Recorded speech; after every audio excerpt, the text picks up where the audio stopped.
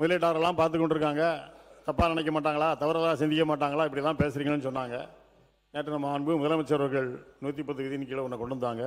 பரந்தூர் விமான நிலைய திட்டத்தை இந்த அரசு ரத்து செய்து சொன்னாங்க. இதை பார்த்து முதலீட்டாளர்கள் தவறுதலாக நினைப்பாங்களா, நினைக்க மாட்டாங்களா? தான் இன்னைக்கு முதலீட்டாளர்களை ஈர்க்கக்கூடியதுக்கு பரந்தூர் விமான நிலையம் தான் மிக முக்கியமான இது. நான் கிட்டத்தட்ட 2000 ஏக்கருக்கு மேல நாங்கள் எடுத்துட்டோம். மாண்புமிகு பொதுப்பணித்துறை அமைச்சர், மாண்புமிகு பொதுப்பணித்துறை அமைச்சர் சொல்லுங்க. மாண்புமிகு பேரவைத் தலைவர் அவர்களே, பரந்தூர் விமான நிலையமா இல்லை விவசாயிகள் கண்ணீரானா? எங்கள் தலைவர் விவசாயிகள் கண்ணீர் பக்கம் தான் நிற்பார். இதை உறுதியாக சொல்றோம். மாண்புமிகு முதலமைச்சர் நேற்றே சொல்லியிருக்காரு, கூடிய விரைவில் விமான நிலையத்துக்கான இடம் கூடிய விரைவில் அறிவிக்கப்படும்ங்கிறதும் சொல்லியிருக்கிறாரு.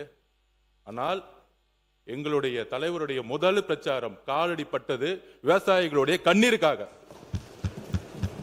விவசாயத்திற்காக குரல் கொடுக்கும் சொல்லக்கூடிய டெல்டாவில் பிறந்தவர்கள் நாங்கள் சொல்லக்கூடியவர்கள் பரந்தூருடைய விவசாயிகளுக்கு எதிராக, பரந்தூர் மட்டுமல்ல திருவண்ணாமலையில் மேல்மா விவசாயிகளுக்காக குண்ட சட்டம் போட்டது திமுக. அப்ப இன்றைக்கு விவசாயிகள் மட்டுமல்ல, ஒட்டுமொத்த நீர்வளமும் எத்தனை ஏரிகள் என்பது இருக்குங்கிறது மூத்த உறுப்பினருக்கு தெரியுமா? கிட்டத்தட்ட 200க்கும் மேற்பட்ட தமிழகத்தில் மிக அதிக ஏரிகள், 381 நிறைந்த மாவட்டம், ஏரிகள் நிறைந்த மாவட்டம். அப்ப 381 ஏரிகளை பத்தி அவங்க பேசினதில்ல, மக்களுடைய குரலுக்கு பேசினதில்ல.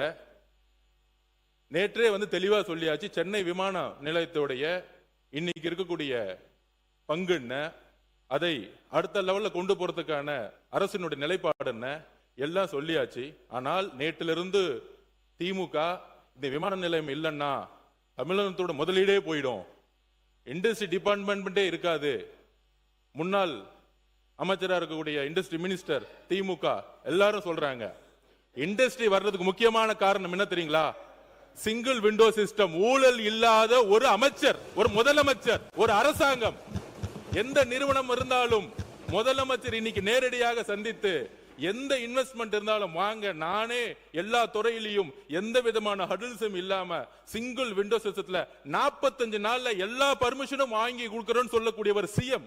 அப்படிதான் ஒவ்வொரு துறையில நடந்துட்டு இருக்காரு. அதனால நேத்து கூட ஒன்று நடந்துச்சு. இதே அண்ணன் ஆஸ்டின் தான் நம்மளுடைய சட்டமன்ற உறுப்பினர் வேலுமணி அண்ணன் ஜி ஸ்கொயர் நிறுவனம் பத்தி சொன்ன உடனே திடீர்னு டக்குன்னு எந்திரிச்சார். அந்த ஜி ஸ்கொயர் நிறுவனத்தை பத்தி ஏன் பேசுறீங்க அப்படின்னு மாண்புமிகு முதலமைச்சருக்கு நாங்கள் கோரிக்கை வைக்கிறோம். இந்த பரந்தூர் விமான நிலையம் பண்ணும் பொழுது டிபிஆர் ப்ராஜெக்ட் அரசுக்கு மட்டும்தான் தெரியும், டீடைல் ப்ராஜெக்ட் ரிப்போர்ட் அரசுக்கு மட்டும் தெரியும். அந்த டீடைல் ப்ராஜெக்ட் ரிப்போர்ட் வரதுக்கு முன்னாடியே ஒரு கட்சி சார்ந்தவர்கள், நான் எந்த கட்சி பேரையும் சொல்லல, ஒரு கட்சி சார்ந்தவர்கள் அந்த நிலத்தை சுத்தி லேண்ட வாங்கி மிகப்பெரிய ரியல் எஸ்டேட் மோசடி நடந்திருக்கு. அதை ரிஜிஸ்ட்ரேஷன் டிபார்ட்மெண்ட்ல சொல்லி அந்த ரியல் எஸ்டேட் மோசடி, இந்த பரந்தூர் விமானம் எதுக்காக உருவாக்கப்பட்டதுன்னா இந்த ரியல் எஸ்டேட்டுக்காக தான். அப்ப இதை நாங்கள் பதிவு செய்கிறோம். விவசாயிகளுக்காக, விவசாயிகளோட கண்ணீருக்காக கிட்டத்தட்ட 2 போகம் அங்க விவசாய உற்பத்தி பண்ணிட்டு இருக்காங்க. 2 போகம், இத்தனை ஏரி இருக்கு, 381 ஏரிகள் இருக்கு. இதுக்காக விவசாயிகள் பக்கம் நிக்கிறதுக்காக தான் இது கேன்சல் செய்யப்பட்டதை தவிர இதுல எங்களுக்கு எந்த விதமான அரசியல் உள்ளிடும் எழுதி வச்சு கொள்ளுங்கள். 5 வருஷம் கழிச்சு வெள்ளை அறிக்கை நாங்க உரத்துக்கு ரெடி. உங்களோட 10 மடங்கு இங்க பொருளாதாரம் வந்திருக்கும். ஏனால் ஊழல் இல்லாத ஒரு ஆட்சி எங்களோட முதலமைச்சர் கொடுப்பாரு. இதற்காக எல்லா இண்டஸ்ட்ரியும் வரும். 45 நாள் 60 நாளுக்குள்ள சிங்கிள் விண்டோ சிஸ்டத்தை முதலமைச்சர் உருவாக்கி இருக்காங்கிறத பதிவு பண்றோம். தங்கம் தெரசு அவர் பேசுங்க. தங்கம் தெரசு மாண்புமிகு முன்னாள் முதலமைச்சர் எடப்பாடி கே பழனிசாமி. மாண்புமிகு பேரவைத் தலைவர்களே, விமான விரிவாக்கத்திற்காக பரந்தூர் விமான நிலையத்தை அங்கே நிலம் எடுக்கின்ற ஒரு சூழ்நிலை ஏற்படுகின்ற பொழுது மாண்பு முதலமைச்சர் அவர்கள் அந்த திட்டத்தை ரத்து செய்து விட்டார்கள். அதில் எந்த ஒரு மாறுபட்ட கருத்தும் கிடையாது. ஆனால் அதற்கு 5740 ஏக்கர் நிலம் தேவைப்படுவதாக கருதி சுமார் 90% நிலம் கையகப்படுத்தப்பட்டதாகவும் 90% நிலத்திற்கு நிலத்தினுடைய உரிமையாளருக்கு இழப்பீட்டுத் தொகை கொடுத்துட்டாங்க. இப்போ அந்த எடுக்கப்பட்ட நிலத்தை என்ன செய்ய போறீங்க? இல்லை விவசாயிட்டே கொடுத்துறீங்களா? இழப்பீட்டுத் தொகை கொடுத்தாச்சு. அதை மறுபடியும் திரும்பி பெற முடியாது நில உரிமையாளர்கிட்ட. அதற்கு அரசுடைய விளக்கம் தேவை. மாண்புமிகு சட்டத்துறை அமைச்சர். மாண்புமிகு பேரவைத் தலைவர் சொல்லி அவர்களே, பதில். இந்த திட்டத்திற்கு மொத்தமாக 5846 ஏக்கர் தேவைப்பட்டது. அதுல பாத்தீங்கன்னா பட்டா நிலங்கள் 3774 ஏக்கர் பட்டா நிலங்கள். அதுல அக்ரிகல்ச்சர் லேண்ட், அதாவது விவசாய நிலங்கள் 3 போகங்கள் விளையக்கூடிய விவசாய நிலங்கள் 2681 ஏக்கர் விவசாய நிலங்கள் இருந்தது.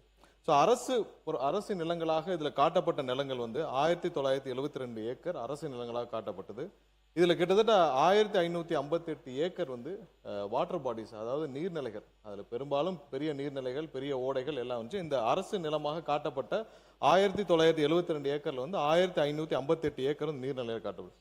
இது வரைக்கும், அதாவது 90%, நேத்தே பேட்டியில் அண்ணன் தங்கம் தென்னரசு அவர்கள் பலர் சொல்லியிருந்தாங்க, 90% நிலங்கள் கையகப்படுத்தணும். அப்படி கையகப்படுத்தப்படவில்லை. இது வரைக்கும் 1802 ஏக்கர் மட்டும்தான் கையகப்படுத்தப்பட்டுள்ளது. அதாவது 48% மட்டும்தான் கையகப்படுத்தப்பட்டுள்ளது. மீதியெல்லாம் கையகப்படுத்தவில்லை.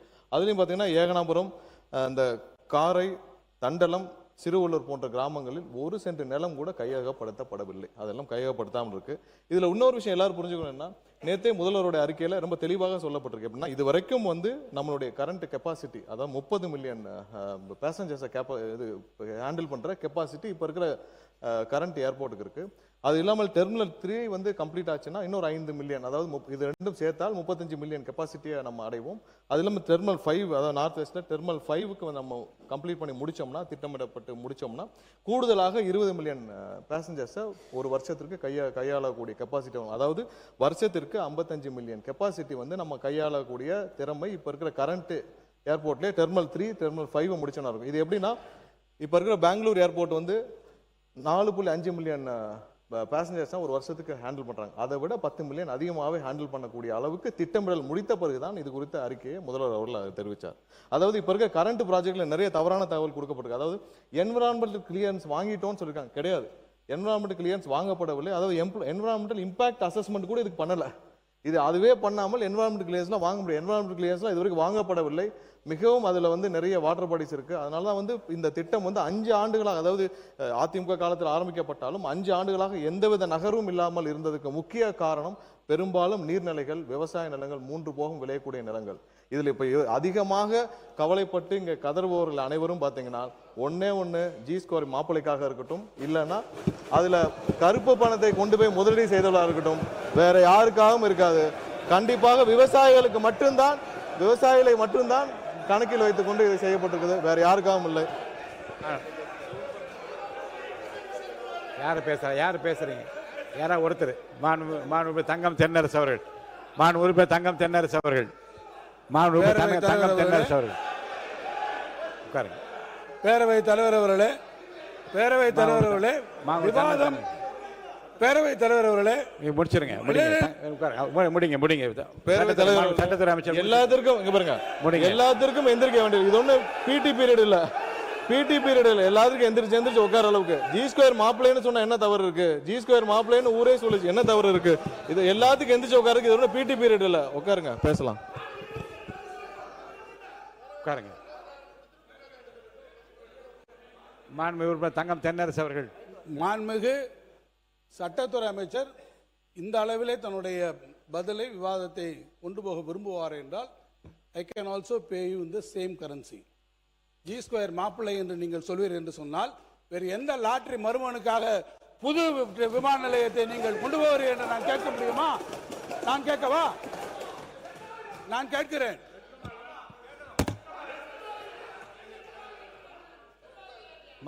உட்காருங்க. இருங்க. மாண்புமிகு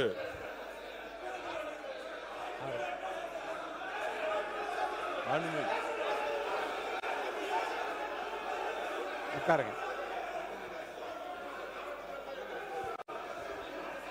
அவர்தான் பேசணும். மாண்புமிகு பேரவைத் தலைவர் அவர்களே, உட்காருங்க.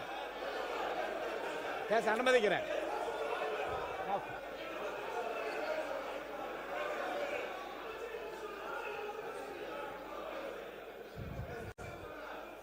சுருக்கமா சொல்லலாம். மாண்புமிகு பொதுப்பணித்துறை அமைச்சர் சுருக்கமா சொல்லி முடிக்கணும். உட்காருங்க உட்காருங்க உட்காரு. அவர் சொல்லட்டுங்க.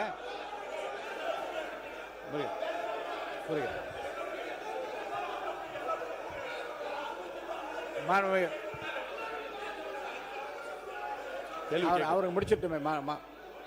மாண்புமிகு அவர் என்ன கேள்வி வேணா கேட்கட்டும், அதுக்கு நான் ரெடியா இருக்கேன் பதில். உட்கார்ந்து அண்ணன் கேட்க சொல்லுங்க. நீங்க உட்கார்ந்துங்க. அப்ப அவர் பேசிட்டான். மாண்புமிகு தங்கம் தென்னரசு அவர். மாண்புமிகு தங்கம் தென்னரசு இல்ல இல்ல ஒரு அவரே இல்ல நான் என்ன சொல்றேன், நீங்க ஒரு ஆரோக்கியமா விவாதம் சொல்லு. உட்காருங்க நீங்க. என்ன சொல்றேன், உட்காருங்க நீங்க உட்காருங்க. பரந்தூர் ஏர்போர்ட்டை எதற்காக கொண்டு வந்திருக்கிறோம், பரந்தூர் அமைக்கக்கூடியதிலே நான் நேற்று செய்தியாளர் சந்திப்பிலே கூட விவரமாக சொல்லி இருக்கிறேன். சென்னையினுடைய புவியியல் அமைப்பில் வேறு எந்த இடத்துக்கும் கொண்டு போக முடியாது. நேரடியாக நாங்கள் ஒன்றும் உடனடியாக போய் பரந்தூரில் உடனடியாக போய் பார்க்கல. உங்களுடைய அதிகாரிகள் இருக்கிறார்கள், அவரிடத்துல கூட கேளுங்க. பரந்தூரை தேர்ந்தெடுப்பதற்கு முன்பு யார் அதுக்கு அப்ரூவல் கொடுக்கணும், அப்ரூவல் கொடுக்கணும். எத்தனை சைட் நாங்கள் போய் பார்த்துருக்கோம். சோழிங்கநல்லூரில் பார்த்துருக்கோம், படாலத்தில் பார்த்துருக்குறோம், பன்னூரில் பார்த்துருக்குறோம். ஒவ்வொரு இடங்களிலும் ஏற்கனவே பல இடங்களிலே அதை ஆய்வு செய்து அது ஏற்றுக்கொள்ளவில்லை. ஏர்போர்ட்ஸ் அத்தாரிட்டி ஆஃப் இந்தியா ஏற்றுக்கொள்ளவில்லை. காரணம் நேற்றே நான் விளக்கி இருக்கிறேன். சென்னையினுடைய கிழக்கு பகுதியிலே வங்கக்கடல் இருக்கிறது, அந்த பகுதியில் நீங்கள் போக முடியாது. நார்த்துக்கு போனீங்கன்னா ஒன்று மணலிலிருந்து எண்ணூர்லேருந்து எல்லா இண்டஸ்ட்ரியல் எஸ்டேட்ஸு, அந்த பக்கம் பழவேற்காடு ஏரி சூழலியல் பிரச்சனைகள், அந்த பக்கத்தை நார்த்தில் போக முடியல. சவுத்துக்கு போகிறீங்க, சோழிங்கநல்லூர் போய் பார்க்குறீங்க, அது தாம்பரம் ஏர்பேஸோட நேராக வருது. அதோட ஏர் ஸ்பேஸுக்குள்ளே நம்ம வைக்க முடியல, ஏன்னா பிகாஸ் அது டிஃபென்ஸ் இதுக்குள்ளே இருக்குது. அடுத்து தள்ளி போனீங்கன்னா அந்த பக்கம் கல்பாக்கு அனல் மில் நிலையம், இந்த பக்கம் போனீங்கன்னா வேடந்தாங்கல் பறவைகள் சரணாலயம், எந்த பகுதியிலும் அங்கே போக முடியல. அது ஏற்றுக்கொள்ளவில்லை, இந்த இடங்களை எல்லாம் ஏற்றுக்கொள்ளவில்லை, ரிஜெக்ட் செய்கிறார்கள். அடுத்து எங்கே வர்றோம், வெஸ்ட்டுக்கு தான் வர முடியும். வெஸ்ட் சைடில் போகும்போது தான் நம்ம ரெண்டு இடங்களை பார்க்குறோம். பன்னூர் ஒன்று பார்க்குறோம், பரந்தூர் ஒன்று பார்க்குறோம். பன்னூருக்கும் பரந்தூருக்கும் நடுவில் ரெண்டுக்கும் நடுவில் நம்ம கம்பேரிசன் ஸ்டடீஸ் வருது. என்னென்ன விஷயங்களை பார்க்க முடியும், ஒன்று டெக்னிக்கல் ஃபீசிபிலிட்டி பார்க்கலாம். ஒரு இடத்த பார்க்கும்போது டெக்னிக்கல் ஃபீசிபிலிட்டி, அந்த இடங்களில் பெரிய பெரிய EHVT லைன் இருக்கா, வேற ஏதாவது பெரிய இண்டஸ்ட்ரீஸ் இருக்கா, அதை ரீலோகேட் பண்ணக்கூடிய விஷயமும். இன்னொன்று மிக முக்கியமாக, ஒரு இடத்தை வருகிற போது எந்த இடமாக இருந்தாலும், எந்த தொழிற்சாலை, சிப்காட்டாக இருக்கலாம் அல்லது ஏர்போர்ட்டாக இருக்கலாம், எந்த இடமா இருந்தாலும் அடிப்படையில் நமக்கு நிலம் வேணும் இல்லையா. அந்த நிலத்தில் போகும்போது யாராவது ஒருவரை டிஸ்லோகேட் போக வேண்டும், அங்கே இருந்து மக்களை மாற்ற வேண்டும் என்றால் யார் எந்த இடத்தில் மிக குறைந்த அளவிலே மக்கள் அதனால் பாதிக்கப்படுவார் என்பதை கணக்கெடுக்கணும். அப்படி எடுக்கிற போது தான் பரந்தூரை நாம் அந்த இடத்தை தேர்வு செய்ய வேண்டிய நிலை வந்தது. இன்னொன்று காஸ்ட் ஆஃப் லேண்ட், இதெல்லாமே பல காரணங்கள். இவ்வளவும் பண்ணி தான் பரந்தூர் எடுக்கப்பட்டதை தவிர மாண்புமிகு பொதுப்பணித்துறை அமைச்சர் சொன்னதை போல அதில் எந்த விதமான ஒரு உள்நோக்கங்களும் நிச்சயமாக இல்லை என்பதை நான் திட்டவட்டமாக தெரியவில்லை. இல்லை அவர் ஒன்று சொன்னார், மாண்புமிகு பொதுப்பணித்துறை அமைச்சர் அவர்கள் சொன்னார்கள். அதில் அதுக்கான முழுக்க டெக்னிக்கல் ஃபீசிபிலிட்டி. ஏன்னா அரசாங்கங்கள் ஈடுபடுகிறது, நாங்கள் மட்டும் கிடையாது. ஒன்றிய அரசு இத்தனை இடங்களையும் பார்த்ததுக்கு பிறகு ஒன்றிய அரசு இறுதியாக அவர்கள் அப்ரூவல் கொடுத்தது, நம்முடைய சிவில் ஏவியேஷன் மினிஸ்ட்ரி ஃபைனலாக அப்ரூவல் கொடுத்தது பரந்தூரில் கொடுத்தார். எனவே தான் பரந்தூரை நாம் எடுத்துக்கொண்டிருக்கிறோம். இப்போ நீங்கள் சொல்கிறீங்க நாங்கள் இன்னொரு இடத்த பார்க்க போகிறோம். போய் பார்க்க போகிற இடத்துல இதே சூழ்நிலைகள் வரும், இதே இடத்துல வரும். விவசாய நிலங்கள், இப்போ நீங்கள் எப்படி இருந்தால் நிலங்களுக்கு போவீங்க, அங்கே போகும்போது இதே இவாலுவேஷன் நீங்கள் பண்ண வேண்டியிருக்கும். நீங்கள் பண்ணுங்க, நாங்கள் அதை பற்றி பார்க்கல. இந்த ப்ராஜெக்ட் இத்தனை வருஷத்துக்கு அப்புறம் இவ்வளவு நம்ம டிராவல் பண்ணி வந்ததுக்கப்புறம் இன்னைக்கு நீங்கள் விட்டுட்டீங்கன்னா இனி இது எப்போ வரப்போகுது? சரி, சென்னை இருக்கக்கூடிய எக்ஸிஸ்டிங் விமான நிலையத்தை நீங்கள் நாங்கள் பண்ணுறோம்னு சொல்கிறீங்க. எத்தனை பேர் அங்கே நீங்கள் எப்படி செகண்ட் ரன்வே அங்கே எப்படி வரும்? இதே ஜியாகிரபிக்கலா டெமோகிராஃபிக்கா சென்னையில் இருக்கக்கூடிய எக்ஸிஸ்டிங் ஏர்போர்ட்டில் எவ்வளோ பெரிய பிரச்சனை வரும்? எத்தனை பேரை நீங்கள் மீனம்பாக்கத்துலேருந்து டிஸ்லோகேட் பண்ணுவீங்க? அதனுடைய டென்சிட்டி ஆஃப் பாப்புலேஷனை நீங்கள் யோசிச்சு பாருங்க. சுற்று வட்டாரத்தில் இல்லை நிறைய பிரச்சனைகள் இருக்கு. ஆகவே நாங்கள் சொல்வது, பரந்தூர் விமான நிலையத்தை நீங்கள் முடக்குவது. ஒரு முடிச்சிடறேன் மினிஸ்டர், முடிச்சிடறேன். இல்லை அதில் நாங்கள் சொன்னதுபடி நீங்கள் ஏற்கனவே இந்த முடிச்சிடறேன், ஐம் ஜஸ்ட் கன்க்ளூடிங். ஆக ஏற்கனவே அங்கே இருக்கக்கூடியவர்கள் ஏறத்தாழ 2500 மேற்கொள்ள பட்டா நிலங்களை வைத்திருப்பவர்களுக்கு காம்பன்சேஷன் கொடுத்து அக்விசிஷன்லாம் முடிந்து ப்ராக்ரஸ்லாம் வந்ததுக்கப்புறம் இந்த திட்டத்தை கைவிடுவது என்பது தமிழ்நாட்டினுடைய ஒட்டுமொத்த பொருளாதார வளர்ச்சிக்கும் அது நிச்சயமாக எதிரானதாக இருக்கும். அந்த வளர்ச்சிக்கு உதவாது. நீங்கள் சொல்றபடி 1.5 ட்ரில்லியன் அமெரிக்கன் டாலர் எக்கானமி என்பதை ஒருபுறம் நீங்கள் சொல்லிக்கொண்டே இன்னொரு புறம் அதற்கு எதிராக செய்கிறீர்கள் என்பதுதான் எங்களுடைய நிலைப்பாடு. அதைத்தான் நாங்கள் விளக்கியிருக்கோம். மாண்புமிகு சட்டத்துறை அமைச்சர். மாண்புமிகு பேரவைத் தலைவர்களே, இதுல திரும்ப திரும்ப தவறான தகவல் கொடுத்துட்டு இருக்காங்கன்றதான் நம்ம சொன்னது. ஏன்னா 90% 95% நம்ம வந்து அக்யூர் பண்ணி முடிச்சிட்டோம், அக்யூசேஷன் முடிச்சிட்டோம், கையகப்படுத்தி முடிச்சிட்டோம்னு சொன்னாங்க. அது கிடையாது. 48% மட்டும்தான் கையகப்படுத்தப்பட்டு உள்ளது. மீதி எல்லாம் வந்து அதுல 1500 ஏக்கர் வந்து நீர்நிலைகளாக இருக்கின்றதா நம்மளுடையது. இது கடந்த 5 வருடங்களாக இந்த இதில் வந்து கையகப்படுத்தப்பட்ட நிலங்கள் எப்படி எந்த மாதிரினா, யார் யாரெல்லாம் வெளியூர்களில் வசிக்கிறார்களோ அவர்களுடைய நிலங்கள் மட்டும்தான் வந்து ஃபோர்ஸ்ஃபுல்லாக வந்து நீங்கள் வந்து உங்களுடைய வங்கி கணக்கில் போடப்படும் சொல்லி ஃபோர்ஸ்ஃபுல்லாக கையகப்படுத்தினாங்களே தவிர்த்து, உள்ளூரில் அதான் நான் சொல்லப்பட்ட இந்த 4 பெரிய கிராமங்களில் இதுவரை 1 சென்ட் நிலம் கூட கையகப்படுத்தவில்லை. இந்த மக்கள் வந்து 1000 நாட்களுக்கு மேலே கடுமையான போராட்டம் நடத்தப்படுதான். அப்பொழுது எங்களுடைய தலைவர் அண்ணன் விஜய் அவர்கள், முதலமைச்சர் அவருடைய கவனத்திற்கு சென்று நேரடியாக அந்த மக்கள், ஏன்னா அந்த மக்கள் எல்லாம் அகதிகளாக ஆந்திராவிற்கு செல்ல தயாரானார்கள். ஸோ அப்போ தான் வந்து முதல்வருடைய கவனத்திற்கு கொண்டு போய் அவரே வந்து அதை சமூக ஊடகங்கள் வழியாக பார்த்து இதை நம்ம கண்டிப்பாக கையில் எடுக்கணும்னு சொல்லி முதல்வராக அப்பொழுது எங்களுடைய தலைவர் நேரடியாக தலையிட்டு நேரடியாக அந்த மக்களுக்கு போய் சொன்னது. ஏன்னா அந்த ப்ராஜெக்டை ஃபுல்லாக அண்டர்ஸ்டாண்ட் பண்ணி அப்போ இருக்கிற ரன்வே வந்து இங்கே இருக்கிற நீர்நிலைகள் மேலே போக முடியாதுன்னு சொல்லி முதல்வர் அவர்கள் அப்பயே வந்து அந்த ஏர்போர்ட் அத்தாரிட்டிக்குரிய நபர்களிடம் எல்லாரோடையும் ஆலோசிச்சிட்ட பிறகு தான் அந்த முடிவை ரொம்ப ஆழமாக அந்த முடிவை எடுத்து இந்த இடம் வந்து ஏர்போர்ட்டுக்கும் ரன்வேக்கும் உகந்ததில்லைன்னு சொல்லி பல வல்லுநர்களும் ஆலோசித்து அதுக்கப்புறம் தான் அந்த முடிவே எடுத்தார். ஏன்னா அது வந்து அந்த இடத்துல ரன்வே போட்டாலும் அது உகந்ததில்லைன்னு சொல்லி முடிவை எடுத்த பிறகு தான் அந்த முடிவை எடுத்தார். இப்போ உங்களுக்கு தேவை நம்ம ஒரு 55 மில்லியன் நபர்களை ஹேண்டில் பண்ணக்கூடிய கெப்பாசிட்டி உள்ள ஒரு ஏர்போர்ட் தான். ஏன்னா இன்னைக்கு பெங்களூர் ஏர்போர்ட்டை கம்பேர் பண்ணுறீங்க, பெங்களூர் ஏர்போர்ட்டோட கெப்பாசிட்டி இன்னைக்கு வந்து 4.5 மில்லியன் 44 மில்லியன் நபர்களை தான் ஹேண்டில் பண்ணுறாங்க ஒரு வருஷத்துக்கு. ஸோ அதை விட 10 மில்லியன் அதிகமாக ஹேண்டில் பண்ணக்கூடிய கெப்பாசிட்டிக்கான திட்டத்தை வகுத்த பிறகு தான் முதல்வர் அவர் நேற்று வந்து அந்த இதுவே வந்து அறிவிச்சாங்க. ஸோ இதெல்லாம் இதுக்கும் தொழில்துறைக்கும் ஒன்றும் நீங்கள் பெரிய வித்தியாசம்லாம் பண்ண வேண்டாம். அதற்கும் இதற்கும் வேற வேரியேஷன். நம்ம அதை விட அதிகமான ஹேண்டில் பண்ணக்கூடிய கெப்பாசிட்டி வச்சு தான் பண்ணுறோம். இதற்காக சொந்த நாட்டு மக்களையே வந்து நம்ம அகதிகளாக வெளியேற்ற முடியாது. அதற்கான மாற்று திட்டங்களை கண்டிப்பாக உருவாக்கப்படும். கையகப்படுத்த நிலம் குறித்து கண்டிப்பாக முதல்வர் ஆலோசிச்சுட்டு என்ன முடிவோ பின்னாடி எடுக்கப்படும். தொழில்துறை அமைச்சர் எல்லாம் முடிக்கிட்டு அவங்க எல்லாம் பேசுறாங்க, முடிக்கிட்டு உட்காருங்க. தொழில்துறை பள்ளிக்கல்வித்துறை அமைச்சராக பேசுங்க. மாண்புமிகு பேரவைத் தலைவர் அவர்களே, அவர் முன்னாள் அமைச்சர் சுட்டி காட்டிய போது விரிவா எல்லாத்தையும் சொன்னார். அந்த பரந்தூர்ல தான் நீங்க எடுக்கிற லேண்டுக்கு காசு கொடுத்துருவீங்க, அங்க இருக்க விவசாயிகளுக்கு காசு கொடுத்துருவீங்க.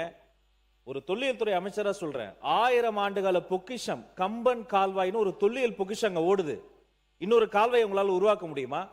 பரந்தூர்ல நீங்க அங்க ஒரு விமான நிலையம் கட்டிட்டா அது ஒரு உறிஞ்சி நிலம்.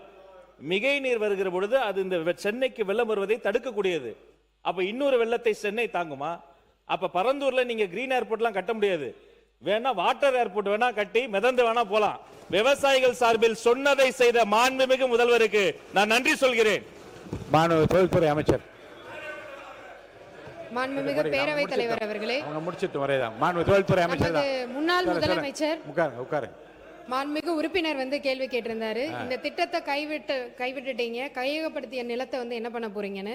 மாற்று தொழில் திட்டங்கள் மக்களை பாதிக்காதவாறு கையகப்படுத்தப்பட்ட நிலங்களில் செயல்படுத்தப்படும். இதன் மூலம் தொழில் வளர்ச்சி மற்றும் வேலை வாய்ப்பு, பொருளாதார வளர்ச்சி இப்பகுதியில் ஏற்படும். அதை விட இவ்வளோ நேரம் வந்து ஒரு சில விஷயங்கள் வந்து பேசிட்டே இருந்தாங்க. ஏன் பரந்தூர் கைவிடப்பட்டது? இதுக்கு வந்து முக்கிய ரீசன் வந்து அங்கே வந்து பல காலமாக ரைஸ் கல்டிவேஷன் வந்து பண்ணிட்டு இருக்காங்க. அதாவது 3 சீசன்ஸ், சாம்பா, தள்ளடி, சொர்ணாவரி அப்படின்ற 3 சீசனில் டிஃப்ரெண்ட் அந்த இது வந்து நம்ம கல்டிவேட் பண்ணிட்டு இருக்காங்க. ரொட்டேஷனில் கிரவுண்ட் நட்டும் சுகர் கேனும் பண்ணிட்டு இருக்காங்க. அதே மாதிரி ட்ரை சீசனில் பல்சஸ் அண்ட் மில்லட்ஸ் வந்து பண்ணிட்டு இருக்காங்க. இதை தவிர 10,000s of matric ton rice வந்து ஆனுவலி தமிழ்நாடு சிவில் சப்ளைஸ் கார்பரேஷனுக்கு வந்து கொடுத்துட்டு இருக்காங்க அங்க இருக்கிற விவசாயிகள்.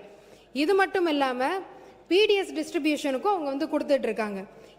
இந்த நிலம் வந்து என்ன அப்படின்னு பாத்தீங்கன்னா, எப்பயுமே ஒரு வாட்டர் பாடி, அதாவது மழை பெய்யாம இருந்தாலும் அங்க வந்து கல்டிவேஷன் நடக்கக்கூடிய அப்படிப்பட்ட ஒரு விளை நிலம். அந்த இடத்த நம்ம வந்து இன்னைக்கு ஏர்போர்ட்டா மாத்தணும்னு சொல்லிட்டு இருக்கோம். இதை தவிர அங்க வாட்டர் கெனல் வந்து 1-2 இருக்கு. குணகரம்பாக்கம், கம்மங்கால் கெனல், 2 கெனல்ஸ் வந்து இங்க இருக்கு. இது வந்து எப்படி உங்களுக்கு செயல்படுதுன்னா, ஒரு ப்ரெஷரை ரிலீஸ் பண்ணி அந்த வாட்டர் பாடி வந்து தானாவே அடையார் ரிவருக்கும் செம்பரம்பாக்கம் லேக்குக்கும் இன்னைக்கு வந்து போய்கிட்டு இருக்கு. இதை நம்ம அழிச்சிட்டோம் அப்படின்னா ஆட்டோமேட்டிக்கா சென்னை சிட்டிக்கு வந்து உள்ளேயே ஃப்ளட் வர்றதுக்கான பல வாய்ப்புகள் இருக்கு. இவ்வளவையும் நம்ம அழிச்சு நம்ம ஒரு பரந்தூர் ஏர்போர்ட் நாம வந்து ஏர்போர்ட் வேணான்னு சொல்லவே இல்லை. இன்னொரு இடத்த நாங்க இந்த மாதிரி அதுவும் அது ஒரு சரிவான இருக்கிற ஒரு விளைநிலம், அந்த இடத்துல நீங்க எவ்வளவு தூரம் மண்ணை போட்டு இன்னொரு ஒரு ஏர்போர்ட்டை நீங்க கொண்டு வருவீங்க? இது கொச்சின்ல நடந்தது. இதனால 14 நாள் வந்து அந்த ஏர்போர்ட் வந்து பூட்டி கிடக்கப்பட்டது. இதே மாதிரி ஒரு விளைநிலத்தை கொண்டு வந்து அந்த ஏர்போர்ட் 14 நாள் பூட்டி கிடந்தது. இது மட்டும் இல்லாம இன்னைக்கு எங்களுடைய மாண்புமிகு முதலமைச்சர் அன்னைக்கு ராகுல்ன்ற ஒரு பையன், இந்த பையன் அன்னைக்கு ஒரு பேட்டி கொடுத்திருந்தாங்க. எங்களுக்கு பரந்தூர் விமானம் வேண்டாம், நாங்க என்ன அந்த விமானத்துல பறக்கவா போறோம் அப்படின்னு எங்களை காப்பாத்துங்கன்னு ஒரு வார்த்தை சொன்ன அந்த ஒரு வார்த்தைக்காக இன்னைக்கு இந்த அறிவிப்பு மக்கள் கொண்டாடுறாங்க. அங்க நடந்த ஒரு ரீசன்ட் லோக்கல் பாடி மீட்டிங்ல விஜய் ரோடு அப்படின்னு சொல்லி நாங்க வைக்க போறோம்னு அறிக்கையே அவங்க வந்து இன்னைக்கு விட்டுருக்காங்க. மக்கள் அத்தனை பேரும். இதனால விவசாயிகளோட வாழ்வாதாரம் பாதிக்கப்படும், 1500 நீர்நிலைகள் பாதிக்கப்படும், 1000 குடும்பங்கள் இடம்பெயரணும். இதையெல்லாம் கன்சிடர் பண்ணாம ஒரு ஏர்போர்ட்டை நம்ம எப்படி அங்க கொண்டு வர முடியும்? இதை தவிர இன்னொரு வந்து கேட்டிருந்தாரு. நான் ஒரே ஒரு கேள்வி கேட்கிறேன். சென்னை ஏர்போர்ட் மீனம்பாக்கம் ஏன் நீங்க 5 வருடம் கிடப்புல போட்டு வச்சிருந்தீங்க? மேல இருந்து சென்ட்ரல் கவர்மெண்ட் உங்களுக்கு அன்னைக்கே அப்ரூவல் கொடுத்திருந்தாங்க. நீங்க ஏன் 5 வருஷம் அதை சும்மாவே வச்சிருந்தீங்க? உங்களுக்கே தெரியும் பரந்தூர் ஏர்போர்ட் வந்ததுன்னா இன்னும் 5 வருஷம் ஆகும்னு. ஆனா அதை எக்ஸ்பேன்ஷன் அன்னைக்கே பண்ணியிருந்திருக்கலாம். அதுக்கான சென்ட்ரல் கவர்மெண்ட் அதுக்கான அப்ரூவலும் கொடுத்தாங்க. என்ன நோக்கத்துக்காக நீங்க இதை வந்து ஸ்டாப் பண்ணி வச்சிருந்தீங்க? உங்களோட மனசாட்சியை நீங்களே கேட்டுக்கோங்க. நீங்க பேசுங்க, தொடர்ந்து பேசி முடிங்க. நீங்க பேசுங்க, உட்காருங்க, அவங்க பேசி முடிக்கல. இது மட்டும் இல்லாம இன்னைக்கு வந்து சொல்றாங்க இதனால வந்து தொழிலே வந்து பாதிக்கப்படும் தமிழ்நாட்டில். அப்ப 49% எலக்ட்ரானிக் எக்ஸ்போர்ட் வந்து இன்னைக்கு பரந்தூர் ஏர்போர்ட்டை நம்பி தான் இன்னைக்கு போய்கிட்டு இருக்கா. 41% எலக்ட்ரானிக்ஸ் எக்ஸ்போர்ட் இன்னைக்கு போர்ட் மூலமாகவும் ஏர் கார்கோ மூலமாகவும் சென்னை ஏர்போர்ட் மூலமா தான் அனுப்பிச்சிட்டு இருக்கோம்.